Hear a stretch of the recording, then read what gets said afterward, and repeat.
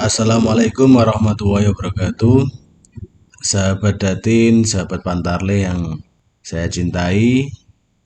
Dalam kesempatan ini saya akan menjelaskan bagaimana cara untuk mengisi laporan Pantarle. Yang mana Pantarle ini diwajibkan untuk membuat laporan 10 hari pertama, 10 hari kedua, dan 10 hari ketiga. Ini kita akan menjelaskan cara pengisian form laporan hasil coklit 10 hari pertama, yaitu mulai tanggal 12 sampai tanggal 21 Februari tahun 2023. Sebagai contoh, yang pertama ini sahabat Pantarle silakan mengisi kecamatan. Ini kita contoh adalah Kecamatan Pamotan, Desa Kelurahan Melagen, TPS 1. Di poin pertama ini kita hapus dulu ya. Yang pertama, kita mengisi jumlah data pemilih yang diterima atau A daftar pemilih. Misalkan di sini adalah 120 laki-laki, 145 perempuan. Jadi total laki-laki perempuan adalah 265. Terus jumlah pemilih sudah dicoklit. Sahabat Pantarle selama 10 hari ini berapa yang sudah dicoklit? Laki-laki misalkan 55, perempuan 70 misalkan. Jadi totalnya adalah 125. Jadi dalam 10 hari ini sahabat Pantarle sudah menyelesaikan coklit sejumlah 125, terdiri dari 55 laki-laki, 70 perempuan. Yang ketiga ini jumlah pemilih belum dicoklit. Ini adalah pengurangan dari daftar pemilih yang diterima dikurangi daftar pemilih yang sudah dicoklit. Sehingga dari 120 dikurangi 55 yaitu adalah 65. Begitu juga dengan perempuan. Selanjutnya adalah di poin Romawi 2, yaitu adalah jumlah pemilih baru A daftar potensial pemilih. Dalam A daftar potensial pemilih atau pemilih baru, ini kita masukkan misalkan jumlah laki-lakinya adalah 5, jumlah perempuannya adalah 2, sehingga jumlah potensial pemilih adalah 7. Selanjutnya yaitu adalah di Romawi 3, yaitu adalah kategori pemilih. Yang A adalah pemilih sesuai, misalkan dari 55 ini laki-laki, ini sesuainya berapa? Misalkan sesuainya adalah 45 misalkan. Perempuannya dari 70 yang dicoklit, yang sesuai itu berapa? Misalkan adalah 60. Jadi pemilih sesuai adalah 105. Terus pemilih ubah adalah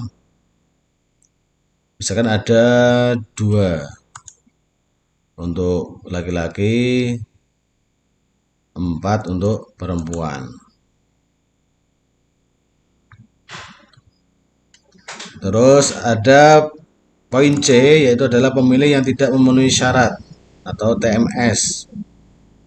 Ini misalkan meninggal ada 2 laki-laki, ada 2 perempuan. Pemilih ganda ada 2, pemilih bapak laki-laki, terus perempuannya juga ada 2 misalkan. Terus ada misalkan pemilih salah tempat TPS. Ini ada 4. Di sini ada 2. Yang perlu digarisbawahi adalah jumlah pemilih di sini ini harus sama dengan jumlah yang ada di sini, yaitu adalah yang sudah dicoklit. Ini adalah jumlah pemilih yang sudah dicoklit.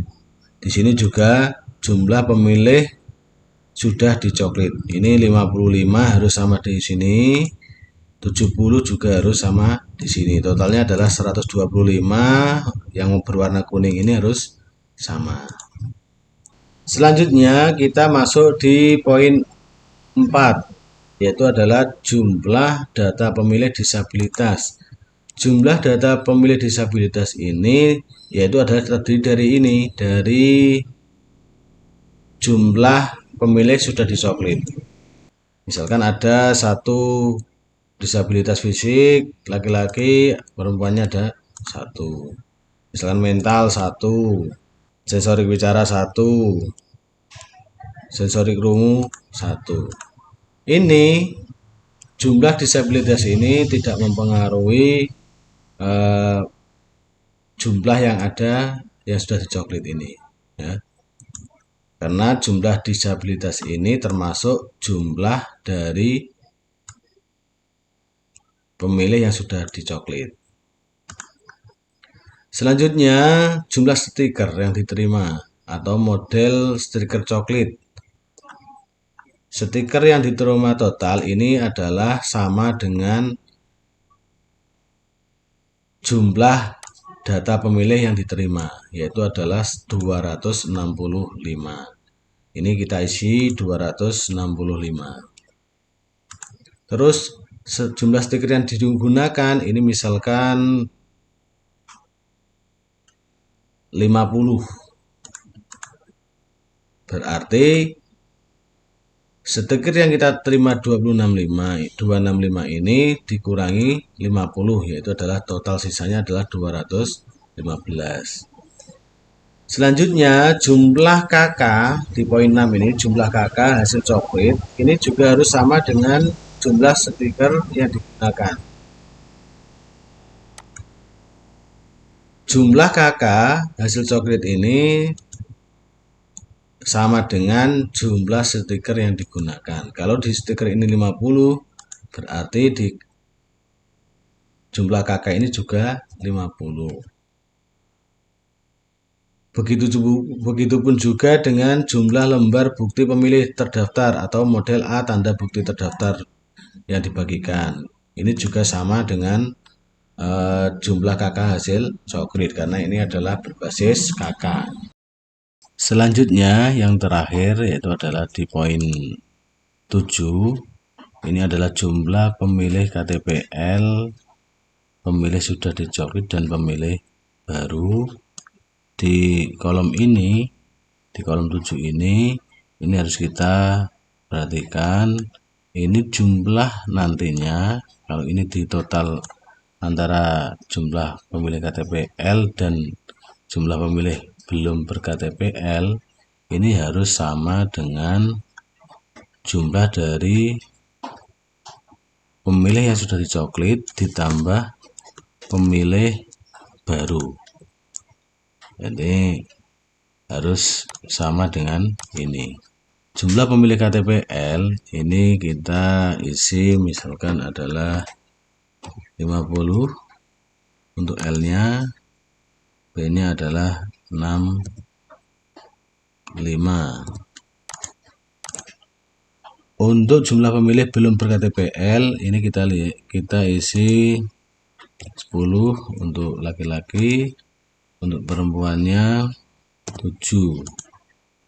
Sehingga total dari jumlah pemilih KTPL dan jumlah pemilih belum ber-KTPL ini adalah 115 tambah 17, yaitu adalah 132. Jumlah ini harus sama dengan jumlah yang sudah dicoklit ditambah jumlah pemilih baru atau daftar potensial pemilih. Ini juga harus sama. Kita jumlahkan jumlah yang sudah dicoklit ditambah jumlah pemilih baru. ini adalah 132. Ini sama dengan jumlah yang bawah ini.